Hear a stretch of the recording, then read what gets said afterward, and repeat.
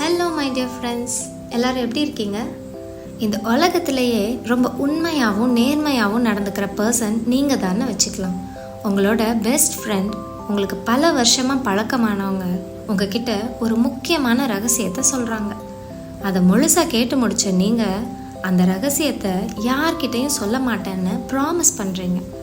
ஆனால் அடுத்த கொஞ்ச நாள்லையே உங்களால் சரியாக சாப்பிட முடியல, சரியாக தூங்க முடியல, அந்த ரகசியத்தை உங்களுக்குள்ளேயே வச்சுக்க ரொம்ப கஷ்டமாக இருக்குது. திடீர்னு உடம்பு சரியில்லாமல் கூட போயிடுது. அப்போது அந்த ரகசியத்தை யார்கிட்டையாச்சும் சொல்லிடணுன்னு உங்களுக்கு ரொம்ப ஆர்வமாக இருக்குது. இப்போ அந்த ரகசியத்தை வெளியில் சொல்லணும், ஆனால் அது யாருக்கும் தெரியக்கூடாது. அதை எப்படி சொல்லுவீங்க? உங்களோட ஆன்சர்ஸை கமெண்ட்ஸில் சொல்லுங்கள். இப்போ நம்ம ஒரு பயங்கரமான ரகசியத்தை குணா அப்படிங்கிற ஒரு ஹீரோ எப்படி ஹேண்டில் பண்ணாங்கன்ற ஸ்டோரியை கேட்கலாமா? வாங்க கதைக்குள்ளே போகலாம். ரொம்ப காலத்துக்கு முன்னாடி ஹர்ஷா அப்படின்னு ஒரு ராஜா வாழ்ந்துட்டு இருந்தார். அவர் ஒரு பெரிய ரகசியத்தை பத்திரமா பார்த்துக்க வேண்டியிருந்ததால் அவர் எப்போவுமே ரொம்ப குழப்பமான ராஜாவாகவே இருந்தார். அந்த ரகசியம் என்ன தெரியுமா? அவரோட காதுகள் அப்படியே கழுதையோட காதுகள் போலவே இருந்ததாம். ஒவ்வொரு நாளும் ராஜா அவரோட கிரீடத்தை எடுத்து போட்டுக்கும் போது அவரோட காதுகளை இறுக்கமாக மறைக்கிற மாதிரி அவரோட கிரீடத்தை போட்டுக்கிட்டாரு. அதனால் யாருமே தன்னோட காதுகளை பார்க்க முடியாது அப்படின்னு நம்பினார். ஆனால் ஒவ்வொரு தடவையும் அவருக்கு முடி வெட்ட வேண்டி இருந்தப்போ இது ஒரு பெரிய பிரச்சனையாகவே இருந்தது. ஒரு மாதத்துக்கு ஒரு முறை ராஜாவுக்கு முடி வெட்டுறதுக்கு ஒருத்தரை கூப்பிடுவாங்க. ராஜாவுக்கு முடி வெட்டி முடித்த உடனே அவங்கள கூட்டிகிட்டு போய் ஜெயிலில் போட்டுருவாங்க. ஏன்னா முடி வெட்டும் போது ராஜா கிரீடத்தை கழட்டி வச்சிருவாரு. முடி வெட்டுறவங்களுக்கு ராஜாவோட காதை பற்றின ரகசியம் தெரிஞ்சிடும். அவங்க வெளியில் போனால் அந்த ரகசியம் ஊர் முழுக்க பரவிரும்னு சொல்லி ஒவ்வொரு தடவையும் முடி வெட்ட வர்றவங்க எல்லாரையும் ஜெயிலில் போட்டுட்டே இருந்தாங்க. அரசர் ஹர்ஷாவோட ராஜ்யத்தில் குணா அப்படின்ற ஒரு இளைஞன் இருந்தார். அவருக்கு ஒரு பிரபலமான ஹேர் ஸ்டைலிஸ்ட் ஆகணுன்றது தான் கனவாக இருந்தது. ஆனால் அவரோட அம்மா அதுக்கு ஒத்துக்கவே இல்லை. குணாவோட அம்மா என்ன சொன்னாங்கன்னா, நீ எனக்கு ஒரே பையன், நம்மளோட அரசன் என்னைக்காவது ஒரு நாள் உன்னை முடிவெட்ட கூப்பிட்டாருன்னா அதோட உன்னை ஜெயிலுக்கு அனுப்பிடுவாங்க. அதுக்கப்புறம் நான் என்ன பண்ணுறது? என்னால் உன்னை விட்டு இருக்க முடியாது. அதனால இந்த ஹேர் ஸ்டைலிஸ்ட் ஆகணுன்ற கனவையெல்லாம் விட்டுடுன்னு அவங்க அம்மா சொன்னாங்க. அதுக்கு பதிலாக நீ ஒரு பெரிய ஹீரோ ஆகணும்னு எனக்கு ஆசை அப்படின்னு குணாவோட அம்மா சொன்னாங்க. ஆனால் குணாவோட ஹேர் ஸ்டைலிங் ஆர்வம் நாளுக்கு நாள் அதிகமாயிட்டே தான் போச்சு. அப்படியே போயிட்டு இருந்தப்போ ஒரு நாள் ராஜாவோட அரசவையிலிருந்து ஒருத்தர் வந்து குணாவோட வீட்டு கதவை தட்டினாரு. கதவை திறந்து என்ன விஷயம்னு அவங்க அம்மா கேட்டப்போ, நாளைக்கு ராஜாவுக்கு முடி வெட்டுறதுக்காக குணாவை கூட்டிட்டு வர சொன்னதா அவங்க சொன்னாங்க. அதை கேட்ட உடனே குணாவோட அம்மாவுக்கு ரொம்ப கவலையாயிடுச்சு. குணாவை ஜெயிலுக்கு அனுப்புறதுல எந்த நியாயமும் இல்லை அப்படின்னு சொல்லி குணாவோட அம்மா அரண்மனையை நோக்கி வேகமாக ஓட ஆரம்பிச்சாங்க. ஆனால் அரண்மனை வாசல்ல இருந்த காவலாளிகள் அவங்கள உள்ள அனுமதிக்கவே இல்லை. அதனால அரண்மனை வாசல்லையே நின்று மண்டி போட்டு பகல் முழுக்க புலம்பிகிட்டே இருந்தாங்க. அவங்களோட அழுக சத்தம் அரண்மனையை சுற்றி ரொம்ப தூரத்துக்கு கேட்டுது. அந்த சத்தத்தில் அரண்மனைக்குள்ளே இருந்த நாய்கள் கூட குலைச்சிக்கிட்டே இருந்தது. நைட்டு ரொம்ப நேரம் ஆகியும் குணாவோட அம்மா அரண்மனையை விட்டு கிளம்புறதா இல்லை. கடைசியில் ராஜா ஹர்ஷா இதுக்கு மேலே அவங்க சத்தம் போடுறத கேட்டால் காதே வெடிச்சிரும் அப்படின்னு நினச்சி வெளியில் போய் குணாவோட அம்மாட்ட பேசுகிறதுக்காக போனார். அவங்கள பார்த்து, ஏன் இப்படி அரண்மனைக்கு வெளியில் சத்தம் போட்டு அழுதுட்ருக்கீங்க?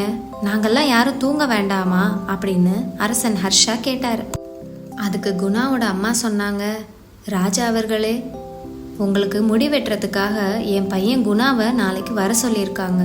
அவனை தயவு செஞ்சு ஜெயிலுக்கு அனுப்பிடாதீங்க. அவன் எனக்கு ஒரே பையன்.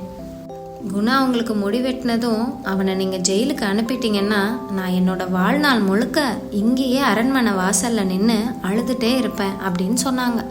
அதை கேட்ட ராஜா ஹர்ஷா, ஐயையோ, இதுக்கு மேலே உன்னோட அழுகையை என்னால் கேட்க முடியாது, என்னால் தூங்காமவும் இருக்க முடியாது. அதனால் உன் பையனை நாளைக்கு நான் திரும்ப வீட்டுக்கு அனுப்பிடுறேன். ஆனால் ஒரே ஒரு கண்டிஷன், எனக்கு நீங்கள் ஒரு சத்தியம் பண்ணி கொடுக்கணும், அதை காப்பாற்றுறதா இருந்தால் மட்டும்தான் நான் அவனை வீட்டுக்கு அனுப்புவேன் அப்படின்னு சொன்னார். அதை கேட்ட உடனே குணாவும் அவரோட அம்மாவும் ராஜா ஹர்ஷாக்கு சத்தியம் பண்ணி கொடுத்தாங்க.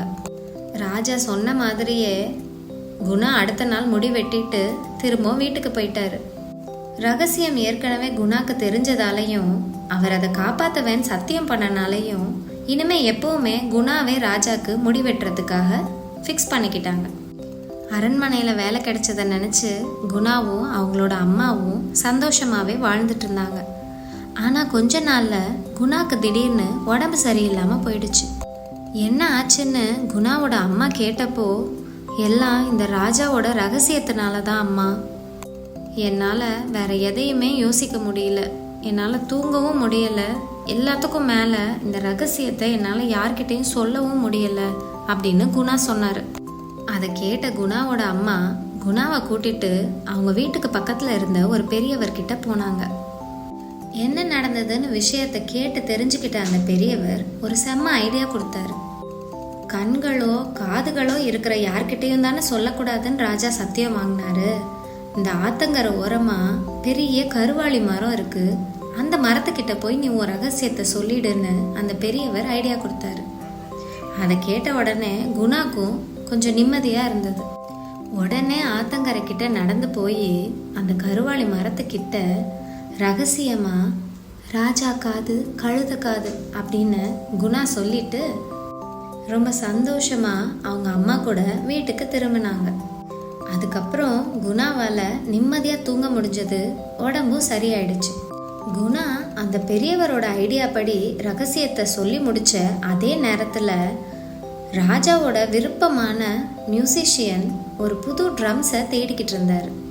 அவர் அந்த நாடு முழுக்க தேடியும் அவர் எதிர்பார்த்த மாதிரி அழகான நல்ல சவுண்ட் கொடுக்கக்கூடிய ட்ரம்ஸ் அவருக்கு கிடைக்கவே இல்லை. குணா கொஞ்ச நேரம் முன்னாடி வந்துட்டு போன அதே ஆத்தங்கரை வழியா அந்த இசைக்கலைஞர் நடந்து போய்கிட்டு இருந்தாரு. அப்போ அந்த பெரிய கருவாளி மரத்தை அவர் பார்த்த உடனே, ஆஹா, இந்த மரத்தோட ஒரு கிளையை எடுத்து அதில் நம்ம ட்ரம்ஸ் செஞ்சோன்னா அது எவ்வளோ அழகா இருக்கும் அப்படின்னு யோசிச்சார். உடனேவே அதை வெட்டி அவர் வீட்டுக்கு எடுத்துட்டு போய் ஒரு அழகான ட்ரம்ஸை செஞ்சு முடிச்சார். அடுத்த நாள் சாயங்காலம் ராஜா அவரோட அரண்மனையில ஒரு பெரிய விருந்துக்கு ஏற்பாடு பண்ணியிருந்தார்.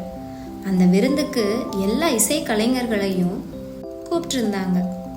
ராஜா ஹர்ஷாக்கு ரொம்ப விருப்பமான நம்ம இசைக்கலைஞர் அவரோட புது ட்ரம்ஸோட அரண்மனைக்கு ரொம்ப சந்தோஷமா வந்தார். அரண்மனையில இருந்த எல்லாருமே அந்த புது ட்ரம்ஸ் ரொம்ப அழகா இருக்குன்னு ஆச்சரியமா பார்த்துட்டு இருந்தாங்க. அவர் அதுல மியூசிக் போட ஆரம்பிச்ச உடனே அந்த ட்ரம்ஸ் தானா பேச ஆரம்பிச்சது.